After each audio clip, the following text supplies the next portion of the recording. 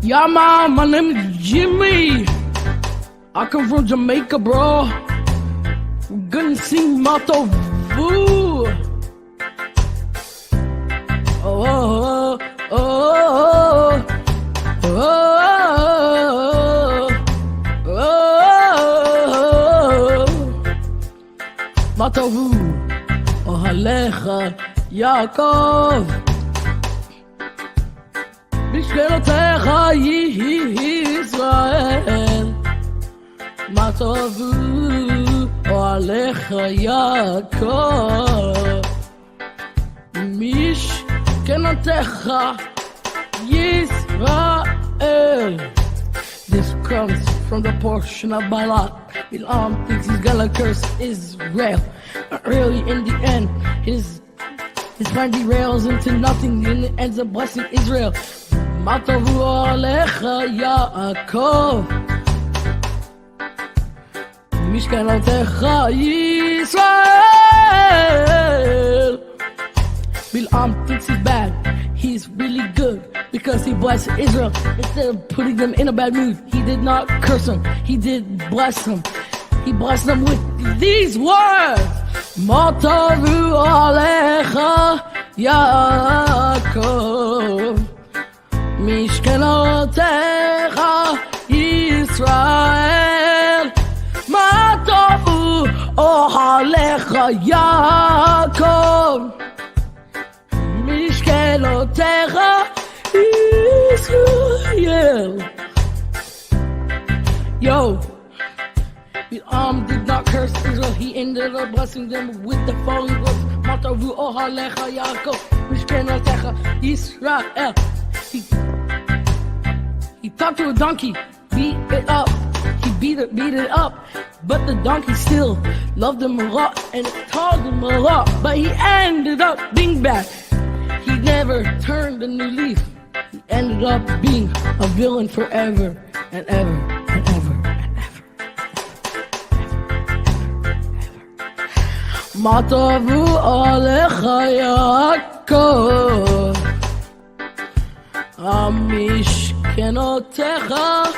משכנותיך ישראל. מה טובו אוהליך יעקב, משכנותיך ישראל. Everybody listen, gather around. מה טובו אוהליך יעקב, משכנותיך ישראל. Listen to those words, research them. The translation in English, they are good. Good words Bilam spoke, but he meant to curse Israel. He ended up blessing them instead. The donkey helped a lot, but he's still ended up being bad. מה טובו עליך יעקב, משכנותיך ישראל. מה טובו אוהליך יעקב, משכנותיך ישראל. מה טובו אוהליך, מה טובו אוהליך יעקב, משכנותיך ישראל.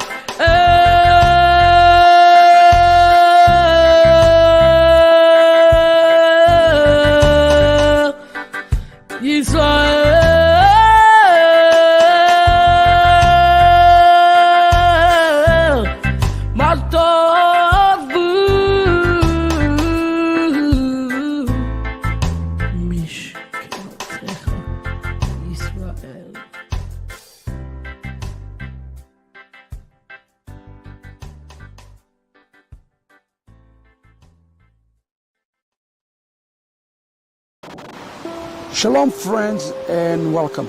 I hope that 5783 have started in a good way for you. The word that I've received for 5783 is the word fullness and ascension. Your fullness will be achieved with your ascension to another level of understanding in revelation. in the days ahead. Because of that, we have put together a very important and special event for you. It's called the Call for the Remnant, the Supernatural Remnant.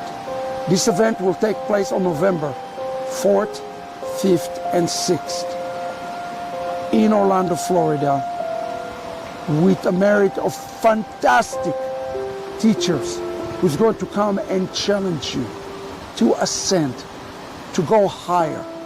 In Hebrew, there's two modes that one can operate: ascension or aliyah, or descension and yerida. A status quo does not exist. Which one will you choose in this new year? I invite you for the Supernatural Remnant event. I promise you, you will come in and you will leave a completely different person, as we have prepared for you a prophetic set of messages for the last days, for the days ahead. Please go to this website today, make an effort, and come and be part of the move of God in these last days. Shalom, everybody.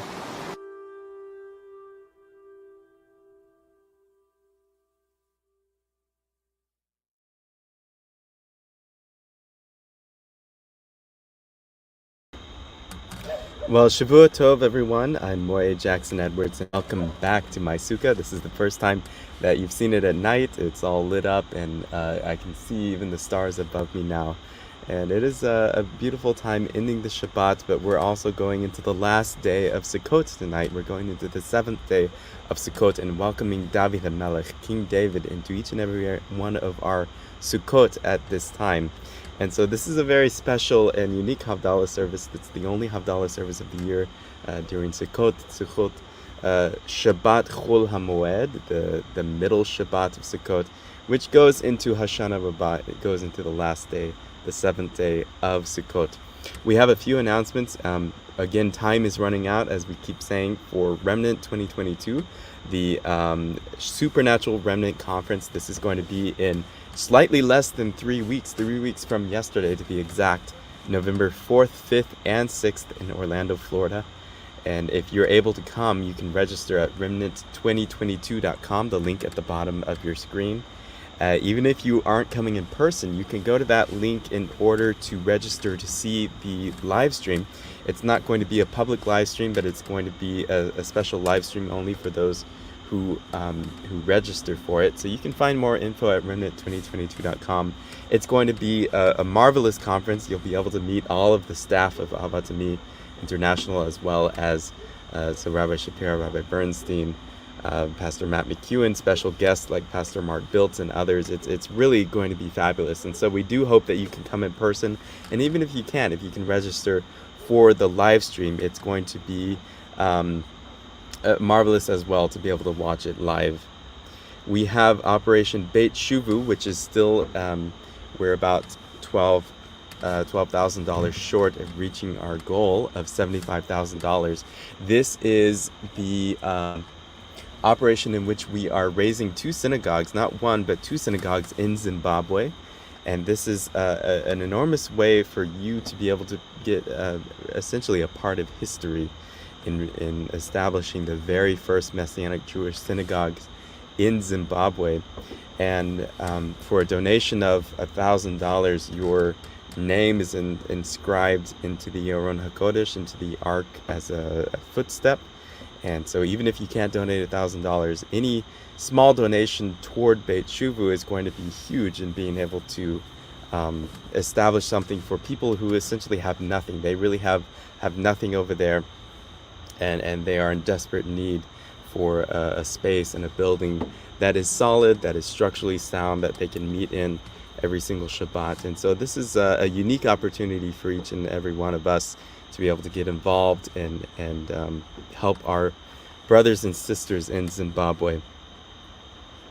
We also have Operation Kiruv. Operation Kiruv is our fund that is specifically a worldwide fund toward the poor, the needy, and the orphans, and toward global work. If you want to get involved, otherwise, this is also a good place to bring your tzedakah. as Operation Kiruv is helping many worldwide to be able to have food on the table and to be able to support Messianic communities worldwide as well. We do want to mention that we will be back here tomorrow morning at 10 a.m. at the normal time. Today was unique because of the conference in Manchester, but tomorrow we will be back on the normal schedule. So the last day of Sukkot will be here at 10 a.m. We'll have some teachers lined up, as well as shaking of the lulav, as well as Hallel, as you've been expecting each and every day. We hope that those daily broadcasts have been a blessing to you, and that you would continue support to be able to make that a reality. We are coming now to Havdalah. Havdalah literally means the separation of the Shabbat into the next 6 days of labor, into the next week. And as we sing the Havdalah, we remember that it says in Lecha Dodi, going into Shabbat, Sof Maasei b'machshava techila, which means it's the last indeed, but the first in thought. Shabbat comes at the end of the week, but we don't prepare for Shabbat at the end of the week. We do Shabbat at the end of the week. We prepare for Shabbat first. And so as we finish Havdalah, we are already focusing. Techila means like the mind or the thought process. We're already focusing our thoughts and our energy toward the coming Shabbat. And so Shabbat is not a single day mitzvah, but in order to keep Shabbat properly, we use even the 6 days of labor as we are focusing toward the next Shabbat in order to fulfill the mitzvah of the Shabbat itself. You can join me in page 87 in the Ashkenazi Havdalah with Heinei El Yeshuati.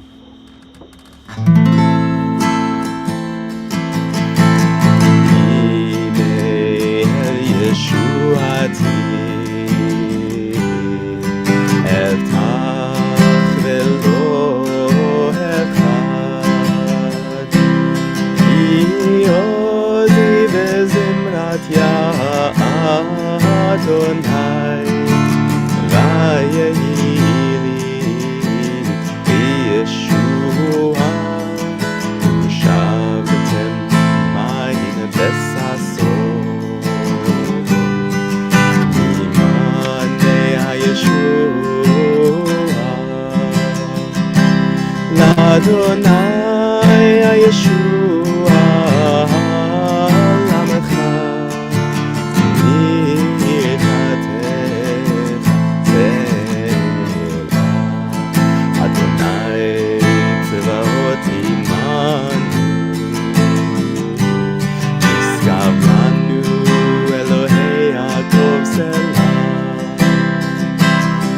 Adonai Tzvaot Asher Adam Boteach Bach Adonai Hoshia HaMelech Yaneinu Yom Kohen Layakum Hayetzaoah V'simcha v'sason v'kar Hay hay hay hay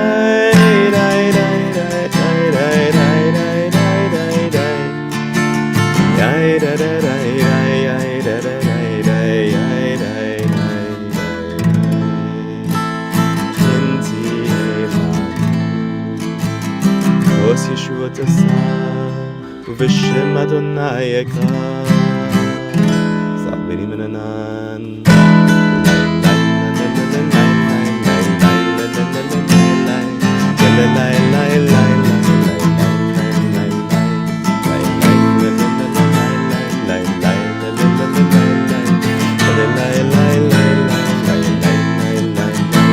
Baruch atah Adonai Eloheinu Melech haolam Borei pri hagefen Borei pri hagefen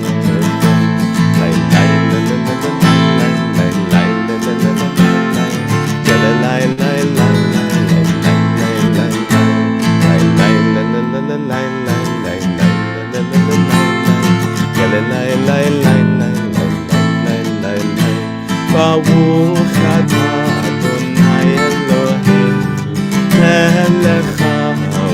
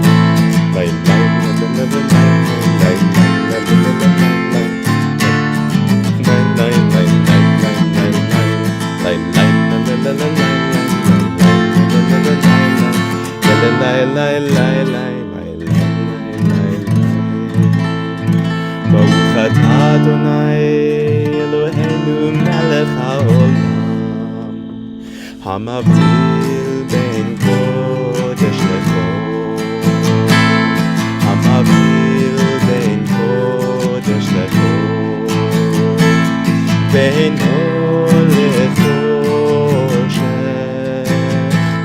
בין אור לחושך, בין ישראל לעמים, בין יום השביעי לששת ימי המעשה, המבדיל בין קודש לחול, המבדיל בין קודש לחול, בין אור לחושך, בין אור לחושך, בין ישראל לעמים, בין יום השביעי ששת ימי המעשה. ברוך אתה אדוני המבדיל בין קודש לחול. L'chaim, everyone. We are praying for Eliyahu Hanavi, who comes to the door even at Pesach. And behind Eliyahu Hanavi is always Mashiach ben David, Yeshua ben David.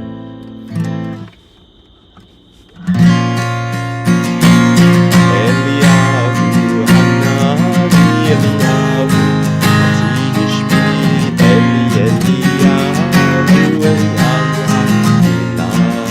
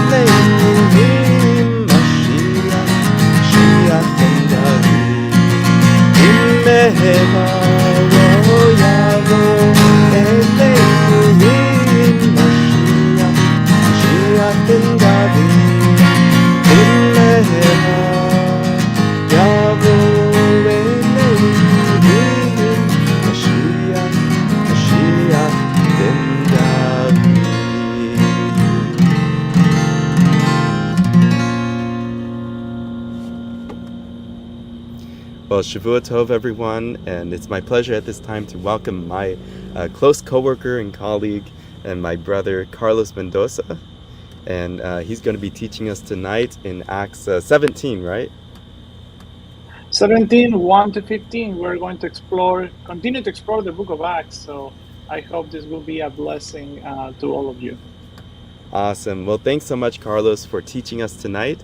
I'm going to turn it over to you. Chag Sameach to everyone. Chag Sameach to you, Carlos, and to your whole family. And I'll be back here at 10 a.m. tomorrow. Yeah, join us 10 a.m. tomorrow. We are going to have a great time for the last day, Hoshana Rabbah. We're entering to the end of almost the season of Sukkot, and I hope that he has been a blessing for you. Somebody in the chat say, Graciela, they say, Chag Sukkot Sameach from Acapulco. I have been many times in Acapulco, so Chag Sameach there to everybody in Mexico and United States and other parts of Latin America. Thank you for joining us. Today we're going to be studying Acts 17, 1 to 15, the verses. And I'm going to, the way that I like to encounter these passages is I always like to go to the context. So we're going to be exploring the context of the book of Acts, because I believe the book of Acts is a book of history. It's a historical book where and it's very interesting, because if you understand the book of Acts, what is going on in terms of historically, politically, spiritually, what is happening, you will have a better grasp actually about the Pauline letters, and also you have a better grasp of other of the New Testament writings. You will have a better grasp of actually the book of Revelation, because the book of, as we are going to learn a little bit today, the book of Revelation, it talks a lot about what is happening also politically and religiously in the Roman Empire. So it's very important for you to understand. If you follow, the last teaching I did was on Acts 15, that is one of my favorite passages, and I talk about the God-fearers. If you have not seen that teaching, it's going to be really good if you connect, because I'm going to connect some of the points that I did there on Acts 15 on that teaching a few weeks ago, I think like a month ago probably, and then this teaching that we're going to do on Acts 17.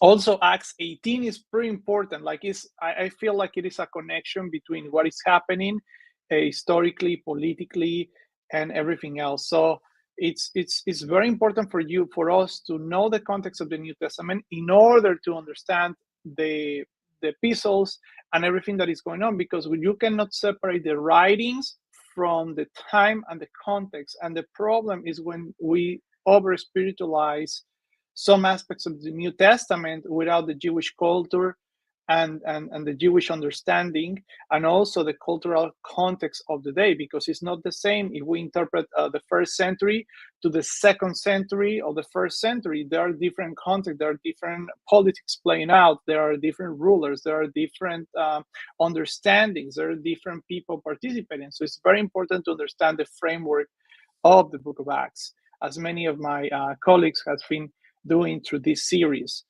So I'm going to focus more than anything else into the context. So let's read the first part, the first passage of the book of Acts. Is 17, 1 to 15, but this, I think I put it on the slide, but I think it's one we're going to be reading actually, 17, 1 to 5. So the verses. So I'm going to read it. And this, after passing through the Epipholis and Apollonia, two Greek Roman cities, Shaul and Sila came to Thessalonica, where there was a synagogue. Okay, so it's very important for the context. There is telling us the city. We're going to see where is Thessalonica in the Roman Empire, and we're going to see where it was situated and where actually was. They're telling us that there is a synagogue there. The majority of the cities of Rome, they have actually synagogues. They have different things. So according to his usual practice, Shaul went in, and on 3 Shabbats, he gave them drashes from the Tanakh. This is a little bit different than other versions. If you have, this is the complete Jewish Bible. So if you have any other version, you could see that he was just talking about the scriptures or something like that. But he went 3 Shabbats in a row, and he gave them drashes of the Tanakh. He's explaining basically how the Tanakh is connected to the reality of what happened with Yeshua, death and resurrection. So it's explaining and proving that the Messiah had to suffer. The Messiah had to suffer and rise again from the dead. And this is Yeshua, who I'm proclaiming you, is the Messiah, the Mashiach. Some of the Jews were persuaded and threw them in the lot with Shaul and Sila, as did great many of the Greek men who were God-fearers. This is very important. If you watch my last teaching on Acts 15, you will know that these God-fearers were very, very important in the New Testament. In Acts 15, we saw that, like the God-fearers, it's extremely, extremely important. Say, and on a few of leading women. So basically what we are seeing here is that we have many of the Greek here, and also we have the God-fearers. just to talk a little bit about remember that the God-fearers were the people who were already in the synagogue. Okay, and we will going to see, and I expanded a lot into the Acts 15 with different references of different historians and scholars talking about the God-fearers, because the reason the movement imploded completely into the Greek and Roman cities was because the God-fearers that were there, they were already in the synagogue. So just as a quick recap, the God-fearers, if you remember, they were not people who were outside. They were like just regular people that were in the plazas and everything. There were people already that were living, meaning inside the synagogue or inside the Jewish community. And to prove it, I talk about this book that I have it behind me, In the Shadow of the Temple, from Dr. Oscar. And it basically describes that the cities where they were putting all around the Roman and Greek and Roman cities that were at the time, they were actually all of those have connection with the Roman.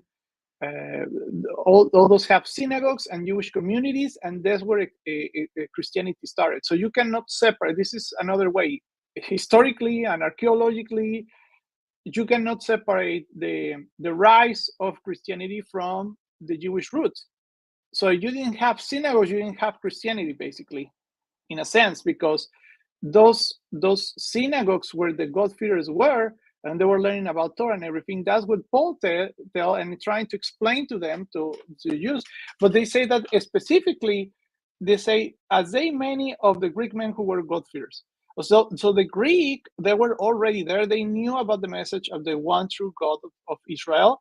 And they, according to Acts 15, Paul goes to Thessalonica and he started preaching what he was ruled by Jacob.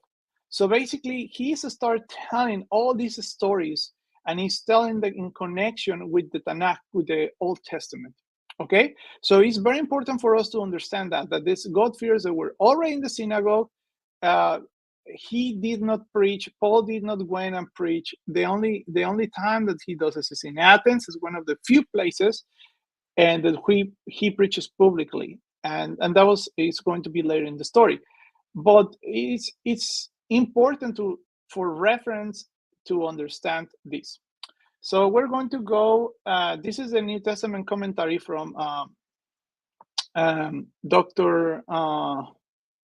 David Stern that we're going to see on the screen, and he says, by the way, he just died, so it has been very, very sad for me, because he's one of the major contributors of the Complete Jewish Bible. He did all the Complete Jewish Bible and also the New Testament. So we pray for his family. He was a true servant of the Lord. So we pray for him and his memory. So here is David Stern telling us the fact that the Tanakh is cited some 695 times in the New Testament show that the writers were convinced that although God had done something unique and radically new in Yeshua, the meaning of what they had done could be adequately expressed only in relation to the Tanakh. This conviction set the first believer reading the Tanakh in the eyes, which led understanding how to relate to the New Covenant truth. So what happened is that the events of the New Testament, Yeshua, the preaching, then death, and then resurrection, make a complete connection with that made the Jews at that time to reinterpret the Tanakh. And when I say reinterpret, it's like sounds a little bit wild, right? Because he said, well, are they reinterpreted passages that they didn't have understanding? There was already ancient understanding about certain passages like Isaiah 53, and we know that because we have certain writings from that time. And we know that there were certain messianic expectations. Also, we know that because the messianic, the idea that they have in Qumran about the Messiah, we know that there was certain messianic expectation. But what happened is when Yeshua started preaching, and then he predicts his death, because remember in the Gospels he predicts that I'm going to destroy the temple and raise it into like in 3 days, and talks about the sign of Jonah, and I start talking about all this. It is a way that he's saying, hey, something is going to happen to me, and I'm going to be resurrected from the dead.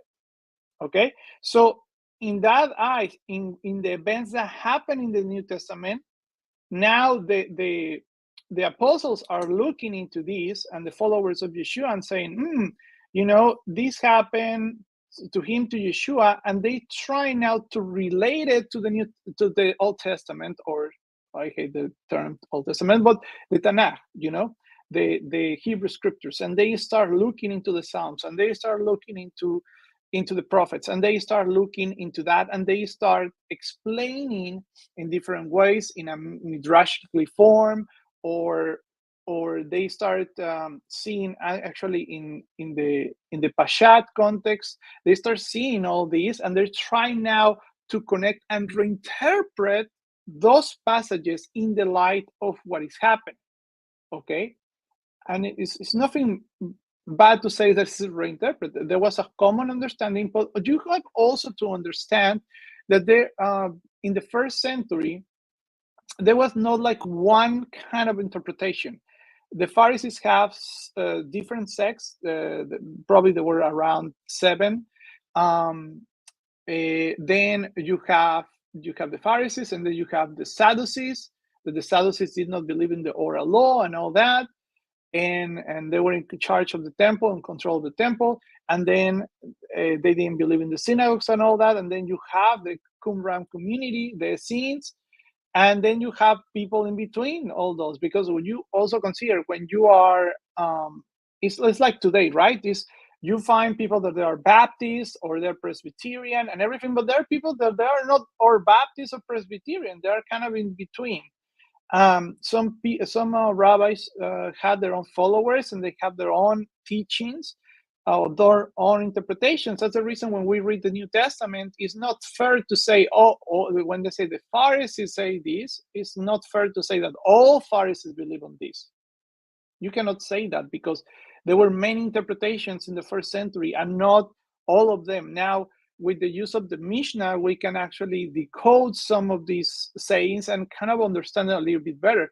And with a little bit of context, knowing, for example, there was the house of Shammai, the house of Hillel, we can actually understand that these 2 groups that they were in the first century, they were the major thing here in the New Testament. So you have the house of Hillel, the house of Shammai from the Pharisees, and they have different interpretations of how to interpret the law. One is very rigid, that was Shammai, and some was more loosened, more open to the Gentiles, that is Hillel. And that's the reason why Paul is chosen for this way. And he goes to where? If Paul is going to go to the pagan temples and tell them about the true Messiah, they're going to say, we don't know anything about Messiah, because they don't even have the concept of the Messiah. They don't have a concept of Messiah. The only concept that they have is the pagan gods. And are we going to see it later on? The imperial cult. The imperial cult, we're going to talk a little bit about it. It's a very, very extensive theme, and they have been written a lot of scholarly books about that. But basically, was the worship of the emperor that also was prevalent at that time. So you go to a pagan and say, hey, you have to repent all your sins in the name of the Messiah. It's like, who's the Messiah? I don't know what's, like, they cannot relate to that, So, and what it's going to cause is a turmoil. And we're going to see in this passage that actually what he's saying is going to cause, Paul and Silas are going to cause turmoil into the city, because we're going to see how this goes. But that's why I put really hard into my theory, is that we cannot, this theory that I have, that I don't believe that Paul went to, when we talk about Gentiles, he didn't go to the pagan temples and tell them that their gods were fake, because he was just going to be just automatically killed. It's like somebody who goes to mosque and start, you go to the Middle East, okay, and then you go and tell that in their mosque that their God is fake or whatever, what is going to happen to you? They're going to stone you. They're going to happen something to you because you are telling them in their place of worship that you should not follow that God. And the same happen in other gods. You go to Buddhists and start arguing with people, you're going to have issues. So this is not the way that is happening. The way that is happening is they are going to the synagogue. He stayed 3 Shabbats, so he could, every of these Shabbats he went, they read from the Torah, he explained the scriptures. Hey, we read this Torah portion. Hey, I disconnected with the Maasei and tried to actually tell them how this interpretation, this reinterpretation of the text from the ideas. And I think I think the apostles didn't realize until the resurrection. I don't think they really connected everything until they saw Yeshua for the first time, and they start like, and it's like start understanding all this is like almost like a unloading material that is happening there. So we're going to see the map of Thessalonica, and just to give an idea where it was and all that. So you see in the map that you had in front of the screen, you have the city of Rome that I just visited a couple of months ago, and then you have Thessalonica, Philippi, Ephesus, Corinth. All these were pagan cities. And if you see on the bottom of the screen, you have Jerusalem with the cross. It's funny, but the Jerusalem with the cross, it should be like the Star of David, right? Because the capital. But anyway, they have a cross there. And then the Samarian Judea, and then you have Nazareth there. And then if you see, it makes sense how he did these different trips around. So you have Galatia also there. So you have these different cities. So Thessalonica was on top there. You have Athens right there, and then you have Thessalonica. So Thessalonica was in the Greek coast, and it was a very important city at the time. And that's where it comes, the letter of Paul, the Thessalonica. Yeah, somebody says, the Magen David, yeah, or the menorah, right? It was the best option, but not it comes, I don't know, just comment about the cross. But you can see all these cities around Asia, and all these, they have pagan places of worship, and in many of these cities, not all of them, they practice the imperial cult. And we're going to see a little bit later on about that. But I wanted you to have a reference where Thessalonica was, because then they go, a city go next in this chapter, is Berea. And then I think after that, he goes to Athens. So we can actually see he's going city by city from Jerusalem, and he's visiting different Galatia and all that. We have the letter of the Galatians, we have Thessalonians, we have the Corinthians, the 2 letters to the Corinthians. So these are cities that he's establishing through the synagogue system. Okay, so it's very important. Exactly, this is the map reminds me to the letters, exactly, because the letters were directed to these communities that were in this part of the Roman Empire. The majority were Greek cities with a lot of pagan worship and all of that. They were, and by the way, they were also. There is a passage there that says that Paul talks about their philosophies and all that. What kind of philosophy they were there? They were the Stoics and the Epicureans and Greek philosophy all over the place. So when you read this and talking about like, well, we should not give into these philosophies, it's not talking about Jewish philosophy like Musa or something like that. He's talking about these pagan systems, because not only there was practice pagan religion, but also there were philosophers. And Corinth was one of these places, one of the huge places of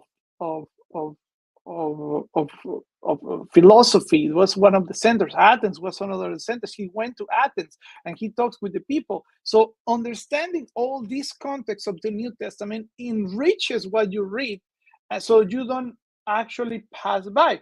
So we read, for example, in 1 Thessalonians chapter 1:1, it says exactly, it's connected to our reading. So when we said they went to Thessalonica, and then you see in first verse it says in Thessalonica 1:1 says in the PowerPoint says from Shaul, Sila, and Timothy. It says to the Messianic community of the Thessalonians, united with the God, the Father, the Lord Yeshua, the Messiah, grace and shalom to all. So this is because it's Shaul, Sila, and Timothy. And I think Timothy, we're going to see it later when he goes to Berea at the end of the chapter, talk about a little bit about Timothy. But they were the three, they were visiting this, and they're telling what is happening. They're visiting this Messianic Jewish community. If we go to the next lines in 1 Thessalonians, the 7-9, we are going to see the connection with the God-fearers that we are reading.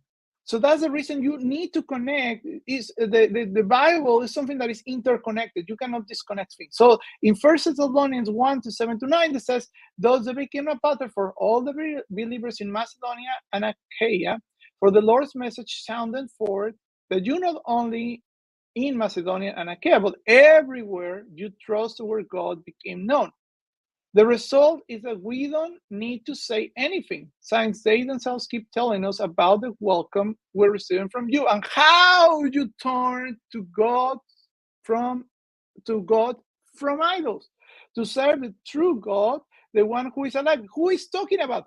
Who is talking about? Is the same passage we read in Acts 17. Is talking about the God-fearers, the people who were Gentiles that were already in the synagogue, and they turned their idols, and now they believe in the true God of Israel. This is the context. And we see how everything is related in Acts 17 that we read just a few verses ago with the letter of the Thessalonians. Okay? Because he's telling us that they turn to God from idols. These people that he's speaking to is specifically to the God-fearers. And this is very, very important. Not only the Jewish people that they are in the synagogue, but the God-fearers. Because remember that we talked the last time in Acts 15, they were kind of I don't want to say it that way, but almost like a second-class citizen. In the way in this, that they were not allowed, there were things that they could not do and things they could do. Do you remember that we talk about? And we talk about the Ger Tzedek and the Ger Toshav and all these different statuses that there is in Jewishness. And I explain all to that in Acts 15. So if you have not watched my Acts 15 teaching, just go back and you will learn about what I talk about that. But it's very important to understand these are not pagans like Christianity always wanted us to think about. Without the synagogue, there could not be in parentheses, well, let's say Christian movement, but I will say Messianic movement. Without synagogue, there is no Messianic movements because Paul was going to the synagogues. There were no churches to go, okay? So here we say, and then a lot of people were turning from their pagan gods. Maybe they were, hearing in the plaza or wherever, and they see Paul, and he has a very welcoming message. Remember that some of these have the school of Shammai, and they didn't want any Gentiles there. But some Gentiles were attracted to the true faith of God. So that's the reason what God chose Paul from the house of Hillel. He was a student of Gamaliel. Why? Because he was open to the idea of having Gentiles. So the house of Shammai was very strict about having Gentiles. They did not like that idea, and they were more rigid with that. And there was something called the 18 Edicts of Shammai. So there were these edicts that were against about the Gentiles. They didn't open the door. At the end of the day, what happened is the house of Hillel is the one who is ruling today. Okay, so that's the reason we have this message, and there is openness towards Gentiles. Of course, you have to go to the process of conversion in order to be considered Jewish. But what we see in Acts 15 is that God is trying to get the Gentiles to understand that there is salvation through Yeshua. That is to say, there is no Greek, there is no Jew, there is no Greek. It's not talking that now we don't have Jewish people or we don't have Gentiles. What he's trying to say is that everybody has salvation. They have the same status, and that's a very welcoming spirit, because these people, the God-fearers that enter into the synagogue, they could not advance if they were not circumcised. As we talk in Acts 15, circumcision was really, really dangerous. It's something that you could die.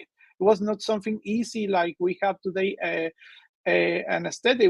I was just talking with my kids, right? In the Civil War, we were just talking about around 150 years, about the Civil War and everything. They were chopping people's legs without any anesthetic, any medicine, because if you got an injury and was infected, they just have to cut your hand, your feet, and everything. Just imagine if you got infected after a circumcision, you will automatically die.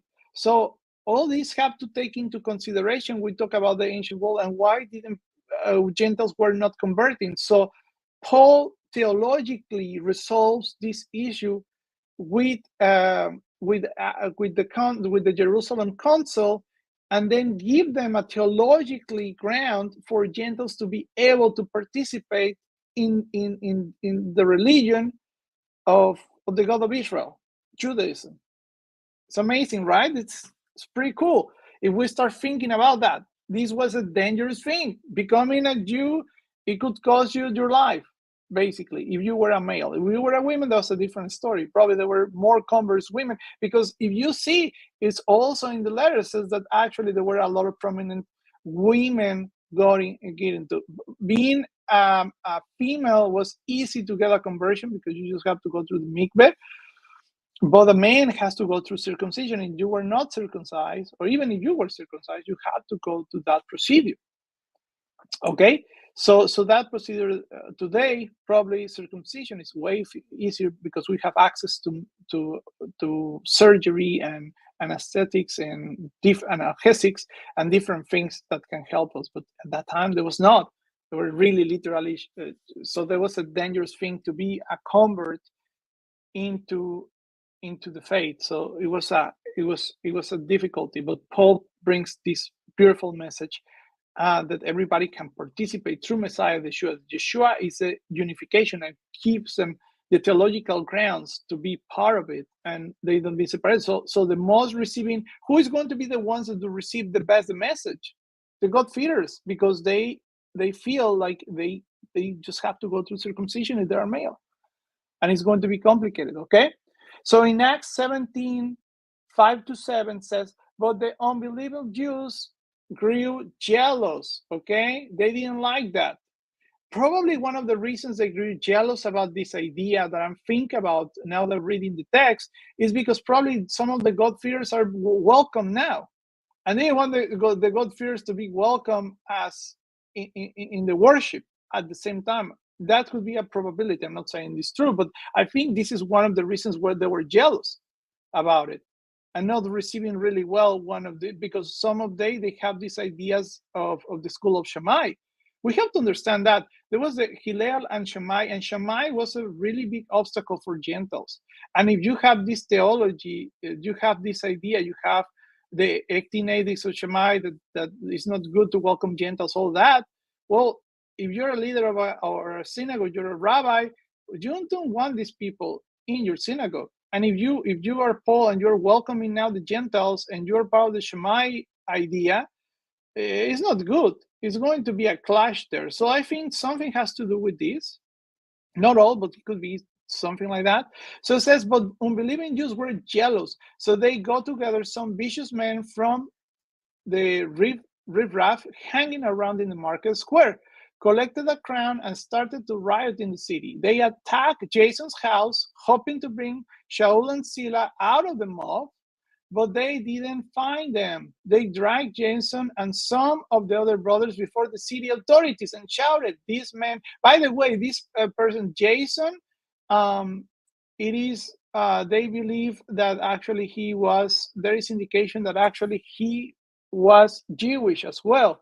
So the thing is that many Jews at that time, they have Greek names, and Jason was a Greek name, but it is believed, of course, we cannot 100% be sure, but we believe that actually he was he was actually Jewish, Jason. So this Jason, they take them and they cannot say his name probably was. Let me see here. I have a note here. Yeah, this was probably Jewish and probably offended the Jewish community by logging with the Gentile. Could be that also. But this Jason basically is accepting them, and they say these men who have turned the whole world upside down have come here too. And Jason has let them stay at his home. Oh my goodness. It says all of them are defying the decrees of the emperor because they assert that there is another King Yeshua. Okay, so what are they doing here? So they're jealous, so it's like, how we get rid of them? Okay, so that's where politics enter into the game. And that's the reason you need to be understanding about the politics on the New Testament as well. You have to understand what is going on. So at that time, we have something called the imperial cult. And the imperial cult was this imperial was initiated by the Emperor Augustus. It was the nephew of Julius Caesar, the famous Emperor Julius Caesar. He was killed, and after being killed, Julius Caesar, basically they said, he was killed by the Senate. Tragically, Augustus takes over and starts persecuting the people who killed Julius Caesar, who has been the greatest emperor in Roman history. And actually, I have the opportunity to be in his tomb in Rome. Until today, you can go to his tomb, and you can see the tomb. So after that, that's when, with the death of Augustus, it became something called the imperial cult. Actually, Julius Caesar was one of the first emperors to be worshipped as God after his death. Kind of a way to honor him. So basically, we were in this period of time, and then we see that this imperial cult, what they're doing here in the politics is they're telling them, hey, there is an emperor, there is a decree on the emperor. These guys, these Silas and all these guys are saying that a king named Yeshua now is their king. So how we play with the politics, if you're part of this imperial cult, well, it's going to be a big issue if this imperial cult happen. It's going to be a really, really big issue. So you have to understand this, okay? It's very, very important for you to understand that they are playing politics here. They're saying, hey, you worship the Emperor Augustus. That was the imperial thing, okay? And that's the emperors, okay? And now you're claiming that another person who died, okay, that doesn't come from Rome, is actually saying that this guy is a king and he's divine. So what they're doing, they're playing politics. Like, these are competing with you. Something interesting is that the Christians were persecuted because they needed, sometimes the Christians, Messianic believers in this case, because their belief on Yeshua, they needed to be persecuted. They persecuted them because they needed to bring an offering. Okay, so this is very important. But the Jewish people were not persecuted because of this, because they did understand that they have a God and nobody can see their God. And they don't have king but God you can see it. So they didn't have that issue. So the Jews were not allowed to, they were not persecuted because of this. Okay? But the Messianic belief was different, because you have a human being that you claim to be divine in this context, and seems some similarities with this. No, I'm not saying, by the way, for the record, I'm not saying that they're similar. There are some similarities in the way, right? Because you have a man who you are claiming to be king. And for the two authorities, it's like, oh, this seems like something, that they're supplanting the cult of the emperor with this belief. And this guy comes from the Galilee with these people who revolt all the time. They're the Jewish people. So they start playing the politics and saying, these guys, you have to kick them out, or if not, they're going to destroy your empire, or you're going to destroy. So they start playing this kind of politics. Very, very important to understand this, because that means that the Jewish community understand, one, imperial cult, and they are also understanding the political situation. They know that if they start believing also in Yeshua, there could be problems for them, because now they have to participate into this because if you believe in Yeshua, you are rejecting Rome. You are rejecting the Roman emperors. You are rejecting that he is the supreme. You are rejecting that Augustus was declared by the Senate, and other emperors were declared by the Senate as divine, as gods. In some places, actually, is said that he is the Son of God. Okay, so when they hear Yeshua, Son of God, and they already have a Son of God, do you see how this start to compete with the Roman Empire? It's crazy to think about it. It's really crazy to think about how these start competing with that. And they start seeing this as a major threat of the emperor. And that's the reason we start persecuting. We see that Nero start persecuting all the believers, and he burns Rome and all that, and he blames the Messianic in that time. It is really, really important to understand that. Okay, so we're going to read a little bit about the imperial cult in the next slide that I have here. And this is the imperial cult in Rome. This is another element in Roman state religion, was generally referred to the imperial cult. This cult was regarded by the emperors and members of the family as gods. Not only the emperor, but also certain parts of the family. For example, Nero's sister was regarded as god as well. And in the way that we understand it, it's a little bit different. It's not like the gods, like God in the sense that we understand in our Western mind, but God is kind of like they did something incredible, and they for that reason very heroic thing, and they become this God. But God, it is not these super powerful beings either. Okay, on his death, Julius Caesar was officially recognized as God. Is what I was telling you before.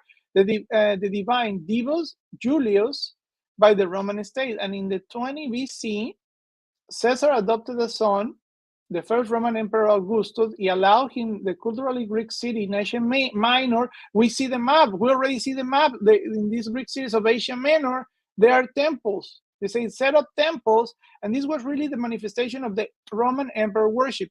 Now, it's very complex to really understand, because every city and any place have different rules and customs, and it's really, really complex. So I don't want to really go to all that explanation. And there are a lot of books already, and articles and scholar papers that talks about the imperial cult and the New Testament, because this has been explored many times. One of the reasons it is explored into the scholarly world is because many believe that the New Testament was anti-imperialistic, anti-imperial cult. And we see that in the book of Revelation. In the book of Revelation, we see the mark of the beast, 6666, and a lot of people believe, oh, that's the mark, and they try to find out if it is King Charles, and they try to see if it is this person or that person. But actually, what we learn in Yeshiva Chubu is the 666, and this not only the scholars, there's something called gematria. And gematria is turning the Hebrew letters into numbers. And the name of 666 is connected to Nero Caesar. Because Nero Caesar, remember that he was crazy. He tried to kill. And he was so crazy. Nero was so crazy. Just imagine this. He was so crazy that he had where is the Colosseum today, he had like a villa, and have in the center has this palace, okay, where the Colosseum is right now. So you have all these, and it has like a lake in the middle. You can read all this. And then he has this part that actually is partially a part of that still remain, but it was like a room that rotated crazy. Like imagine that, like in ancient Rome, we're talking about the first century, you have this rotating like room palace. And basically when Nero died, they destroyed all that. They didn't want it to remember Nero because he was so crazy. And so they dump all these palace, and in top of that they build the Colosseum.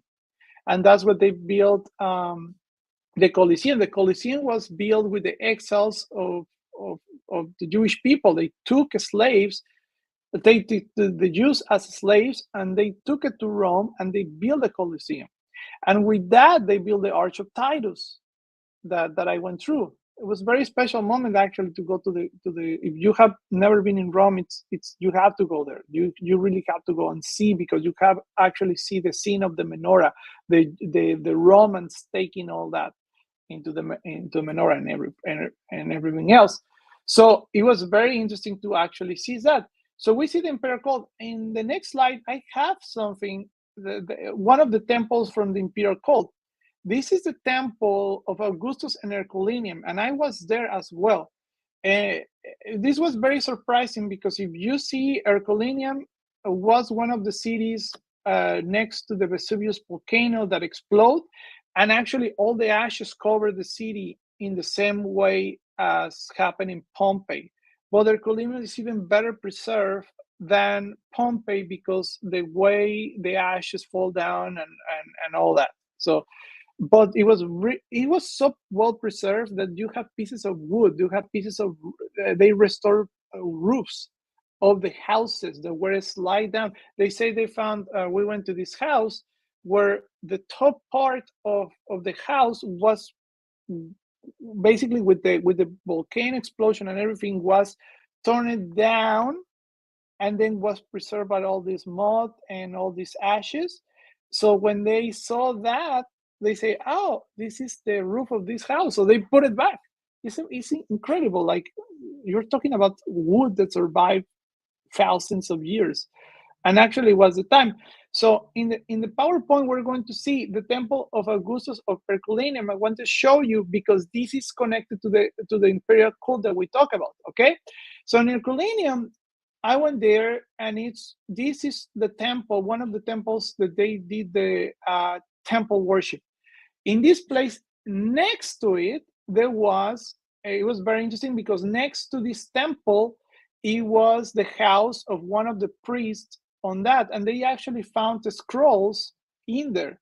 And these scrolls, imagine that, I'm talking about like 2,000-year scrolls that they were preserved to the volcano explosion. It's amazing, the level of details. So basically, we're talking about that they were preserved, and they recognized that the owner of this house next to the temple was actually one of the priests of this cult. So you could see something amazing about the ancient world. This is we always see the stones and everything, and it has like a lack of color and things like that, but it was really colorful. Ancient world was really, really colorful. Like the houses were painted in reds, in blues, yellows. It was a very colorful place.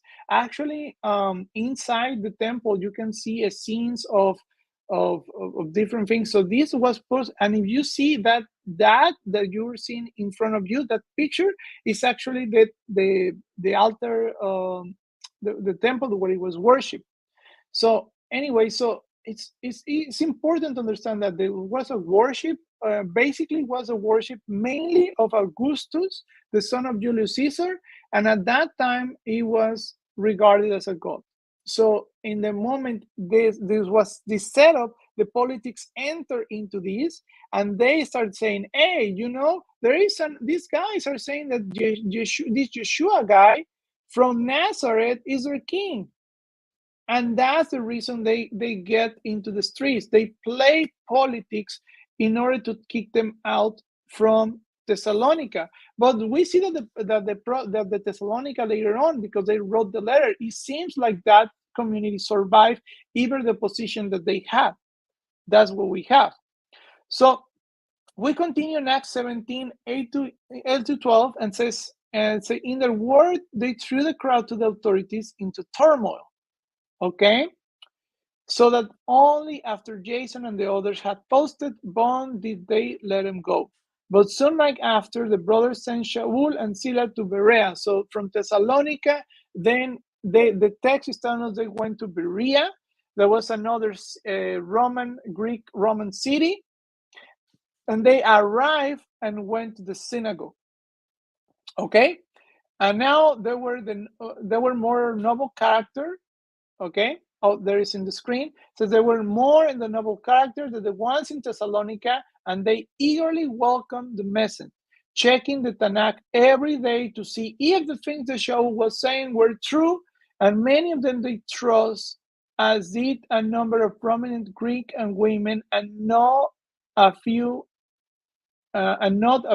Greek men. So basically, they're saying they go to the city of Berea. They get really. So that's what they're doing. They were preaching. They go city to city to city. In some cities, they are rejected. They don't like it. But in some cities, they are really, and they're examining the scriptures.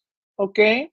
And that's the thing. That's the reason why we need to understand not only the New Testament, but we also need to understand when we claim that Yeshua is the Messiah, we need to examine the scriptures, understand the scriptures, and know what the scripture says in order to represent Yeshua properly, more if you have in contact with the Jewish people. Of course, Paul is a Jew, and he sits at the feet of Gamaliel. He's really well noted, so he can make these really incredible connections because he knows the text really, really well.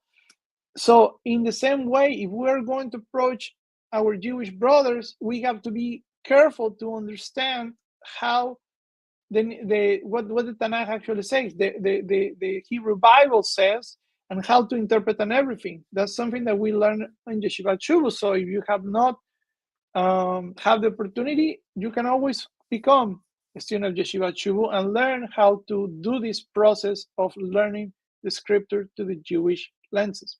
And just to finish that, we go the turmoil and all that, and in the end of the chapter, it says, but when the believing Jews in Thessalonica learned that God were being proclaimed by Shaul in Berea as well, they went to shake trouble and agitate the crowds. The brothers sent to Shaul away to go down to the seacoast with Silas, and they mentioned Timothy because in the letter in Thessalonians we see about Thessalonica. We know that Timothy is there, and the book of Acts is telling us that he's here. You see how everything historically matches perfectly? Perfect. And Shaul escorted and went into his father in Athens and laid instruction for Silas and Timothy, and says, come as quickly as they could. And this is the last part of the text that we are reading. And basically, that's the end of the chapter. This is on the screen. So we're talking about that basically all the unbelieving Jews, the Jewish people that did not believe in Yeshua as the Messiah, they basically goes and try to cause trouble again. They didn't want it. I believe because the message of Yeshua was disruptive to probably some of the theology that they have of the house of Shammai. Yeshua is a very welcoming message, more to Hillel, and there are division at this point. So this is more like an internal conflict than an external conflict, and we have to understand it that way. What we're seeing in the book of Acts is that we are seeing this process, okay, very extensive process, okay, that we are seeing up and down. We are seeing that this is an internal conflict. It is not a conflict between Christians and Jews. The Christians they believe in Christ, and you have to reject all the Torah and all that, and the Jews don't want to reject Torah because they're blind. Like, no, nothing like that. It is it's an internal problem made in the first century with certain politics, certain political references, certain cultural ideas. Also, the Jewish people that were in Jerusalem, they are not the same as the Jewish people that were in the Galilee. They were not the same as the Jewish people living in the diaspora in cities like Galatia and Corinth and everything, because we see that there were some synagogues, archaeologically speaking, where you can see actually pagan elements in some of them. There were Jewish synagogues. So some of them, they became Hellenized and they have Hellenistic ideas. Remember that we talk about philosophy. They're taking philosophy, some of them, and mixing philosophy with the concepts of the Bible. Some of them, they start taking elements of paganism, like the god Helios, that was the sun god. So it was not all believe the same thing, and we are like really Judaism started like unifying themselves in the process of the following centuries with the written when they wrote the Mishnah, when they write the Mishnah, when they start when the rabbis started putting the Babylonian the Mishnah and then the Babylonian Talmud. All that process helped to unify Judaism as one. But before then, it was a multicultural Judaism.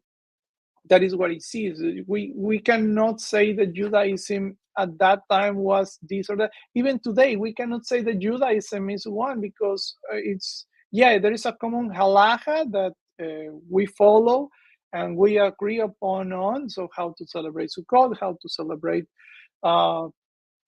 Pesach, and how to do this and how to do that, and how to do prayers, etc.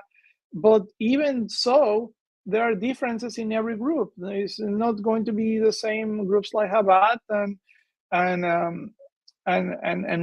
groups that they are not Hasidic, Sephardic maybe, and we have different Ethiopian Jews. They're completely Moroccan Jews. They have different customs. So even today, that we have a more unified halacha that everybody agrees upon, the majority, we still have diversity in Judaism, and that's how. And we have the Orthodox movement, we have the Reform, we have the conservative movements today that they don't agree on all the halacha, and they take part of it. So, and then we have Messianic Judaism now, since really the 70s. So it is, Judaism is never as one homogeneous movement. It has been always a lot of plurality in it, and we have to understand where we fit as Messianic Jewish believers, how we fit into this, the same way they were trying to do. The next chapter, 18, is going to be very interesting, and I really encourage you to read it actually before the teaching next week, if you're going to follow that, because it's talking about the Epicurean and the Stoic philosophers and how he talks about, and you have to read these kind of things because these are the cultural problems that they're encountering. And Paul sometimes is using in his letters, in the book of Acts, they're using his own poetry to kind to convince them to the idea of the true God. So it's all I have from you. Thank you very much for giving this. I like to give these historical angles because it's very important for you to understand what is happening in the New Testament. When you read this kind of book, that are like the book of Acts, it has a lot of history behind it. And if you can read like one of the phrases that I read, like, oh, they're, and then they said that Yeshua is their king, and you can say, oh, yeah, they're saying that Yeshua is king, and they trying to persecute it because of that. But why? Why they try to persecute if somebody? I can say that, I don't know, we're in a free democracy and everything, and I can say that King Charles is the king. Nobody's going to persecute me, right? Because we have certain laws and freedom of speech and et cetera, here in the United States. But at that time, it was completely different. And if you were complaining that somebody is the king now and he's dead, it could be a problem, because you now enter into the realm also of politics. And I believe if you read, we're talking about Nero Caesar and the book of Revelation, it's very important for you to understand that that have also political connotation. And many of scholars think that actually was an anti-imperialist document talking about the emperor. We talk about how the 666, the gematria, was matching with Nero Caesar. And there is even, now it's more certain, because in some manuscripts you find not only 666, but 613. Well, the story is that the 666 and the 613, if you count the two gematrias, is exactly, if you spell the name in one way or the other in the Hebrew, you get the same, or the 666 or the 613, depending how do you spell Nero Caesar. So the scholars are more secure that the 666 is related to Nero Caesar.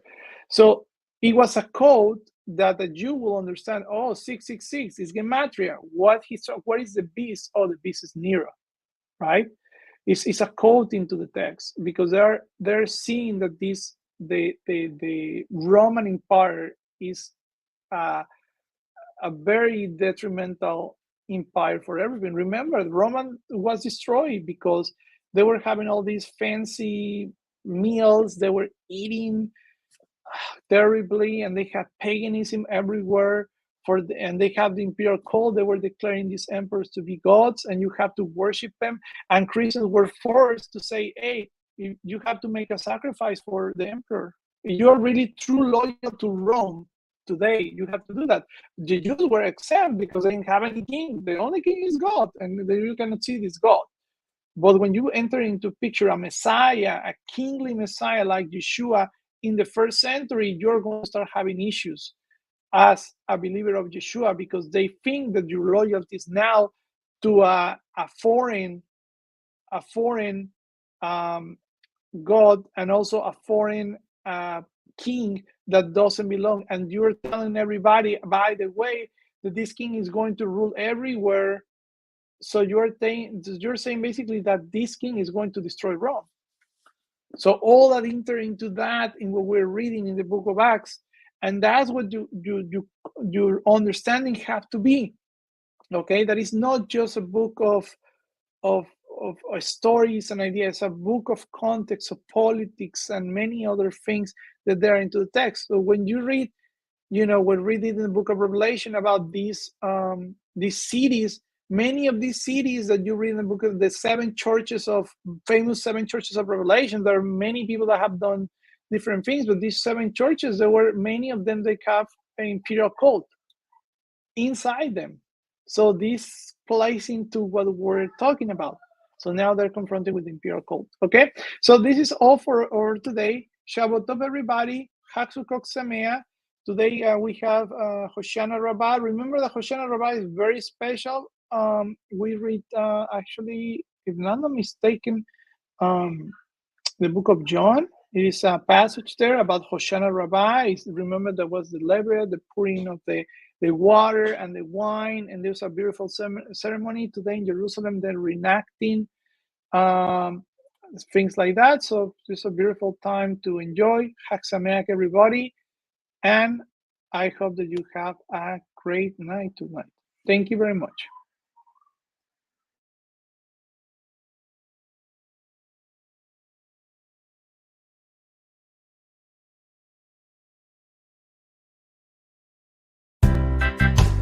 Yeah, man, my name is Jimmy. I come from Jamaica, bro. Gonna sing Mato Vu. Oh, oh, oh, oh, oh. Mato Vu. Oh, Alecha, Yaakov. בשכנותיך ישראל, מה טובו אוהליך יעקב. משכנותיך Yisrael. This comes from the portion of Balak. Bilam thinks he's gonna curse Israel. But really, in the end, his plan derails into nothing and it ends up blessing Israel. Matavu alecha Yaakov. Mishkanotecha Yisrael. Bilam thinks he's bad. He's really good because he blessed Israel instead of putting them in a bad mood. He did not curse them. He did bless them. He blessed them with these words. Matavu alecha Yaakov. Mishkanotecha Yisrael. Matavu alecha Yaakov. Mishkanotecha Israel. Yo, Bilam did not curse Israel. He ended up blessing them with the following words. Matavu ohalecha Yaakov. Mishkanotecha Israel. He talked to a donkey, beat it up. He beat it up. But the donkey still loved him a lot and told him a lot. But he ended up being bad. He never turned a new leaf. He ended up being a villain forever and ever and ever and ever. Matavu alecha Yaakov.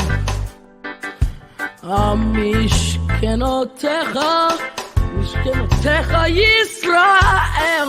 Matavu alecha Yaakov. Mishkenotecha Yisrael. Everybody listen, gather around. Matavu ohalecha Yaakov. Mishkenotecha Yisrael. Listen to those words. Read Hashem. The translation in English. They are good. Good words Bilam spoke, but he meant to curse Israel. He ended up blessing them instead. The donkey helped a lot, but he still ended up being bad. Matavu alecha Yaakov. Mishkenotecha Yisrael. Matavu ohalecha Yaakov. Mishkenotecha Israel. Matavu ohalecha Matavu ohalecha Yaakov. Mishkenotecha Israel.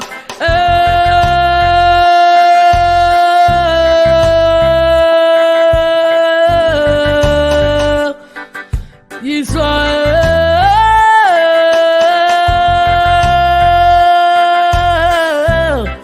Matavu Mish